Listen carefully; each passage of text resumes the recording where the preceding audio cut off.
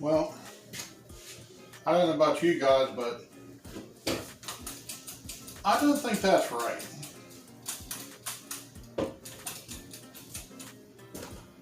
So, I'm done with tubes. And even though I like this style, I just need to get rid of it because this rifle right now is shooting like 7-inch groups because the Forend, obviously, Forend is completely loose like that. So, ordered a new Forend, and that might be a little long. But anyways, we'll see. Ordered the new Forend. It's a Luth-AR. And we'll see what I can do with it.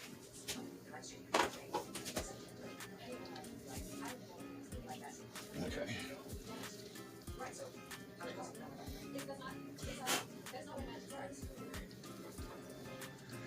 Okay, I broke that loose.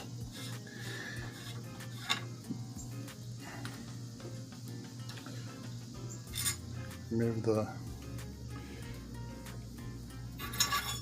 off the gas tube. So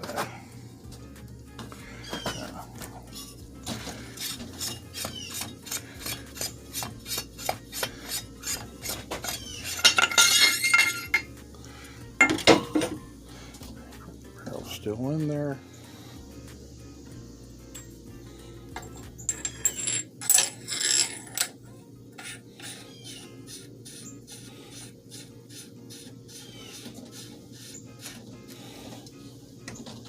The reason I chose the Luth-AR over the other ones is it has these nice big flats, so you can use a wrench and don't have to use a specially modified wrench or crow's foot.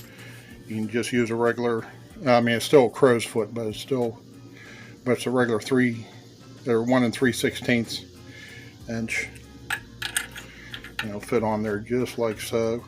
So I'm going to torque it down. I won't be able to really film that because I'm doing this all, as you can see, in my shop, or my little shed doesn't have a lot of room in it.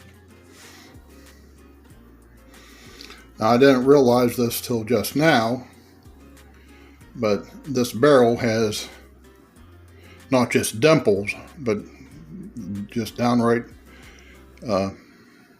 they're bored out. Now, they don't have any threads in there, but they're bored out for your bolts to line up and go into. So under most circumstances, if you got the proper torque on the bolts to start with and maybe a touch of some kind of gun tight, you shouldn't have your gas block walk out on you. It's not as good as having a pin through the gas block and barrel, but that's about as close to that as you're going to get without doing the actual pin job.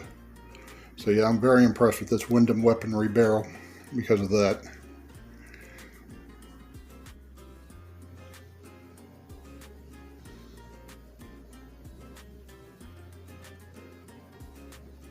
A low dab.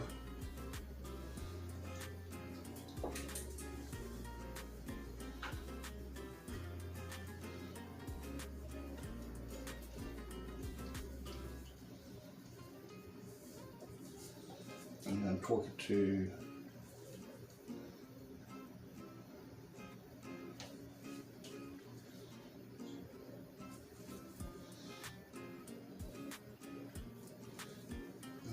to wherever that is. I don't want to get too damn tight. But if I have to take this off for another reason, I don't want to have to cut the damn thing apart. I mean, it's not like they're very expensive, but if you have to make a quick infilled repair of some sort.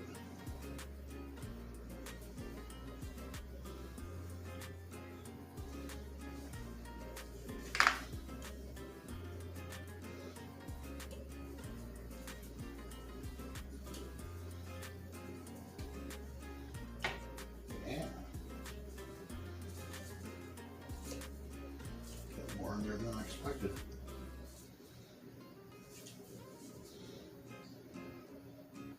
Okay. Now it's less than 50 inch-pounds.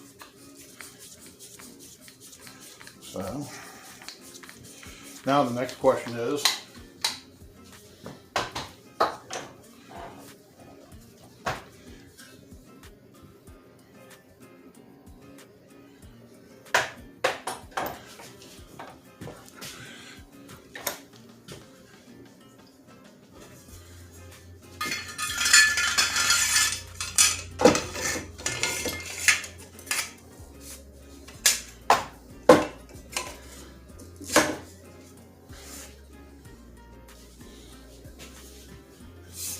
okay, that looks good. That looks really good. It's hard to tell, but there is plenty of room for the barrel to move and vibrate and do all its barrel-y, harmonic-y things. So, I don't even have my glasses on. So,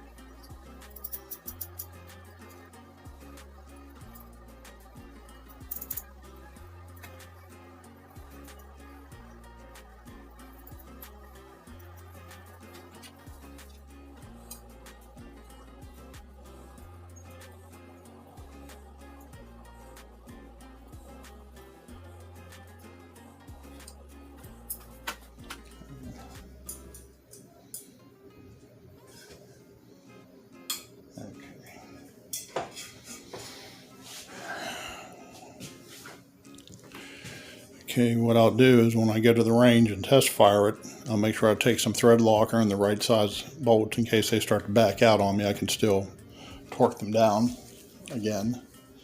Might take a couple tries. I try not to get too crazy on doing stuff like this because I have cross-threaded more than my fair share of bolts.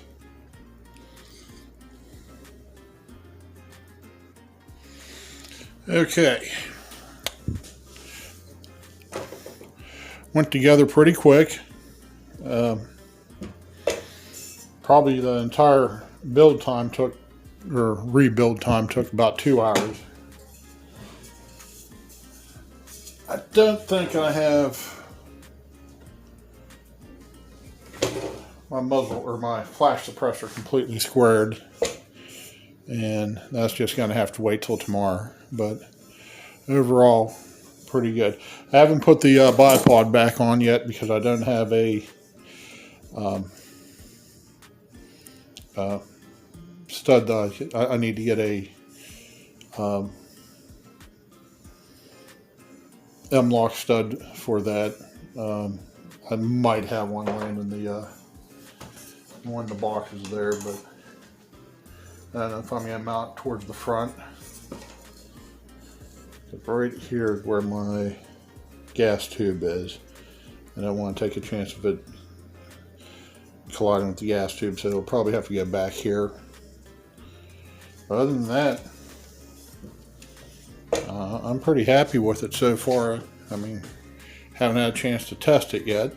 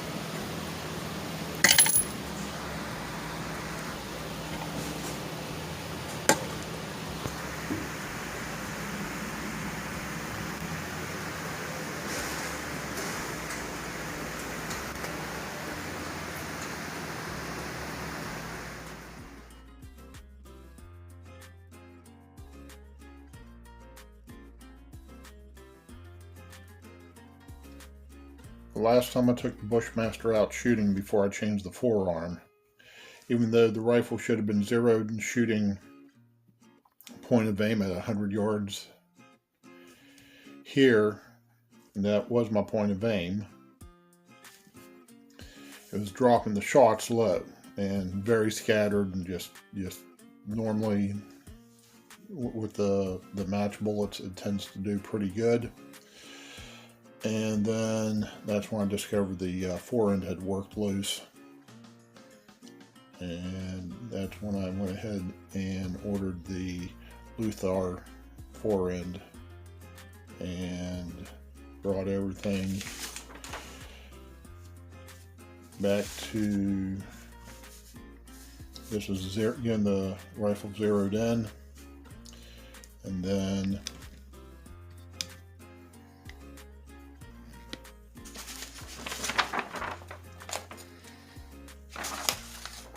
just playing around, like I said, no sitting, no rear bag, just using the bipod.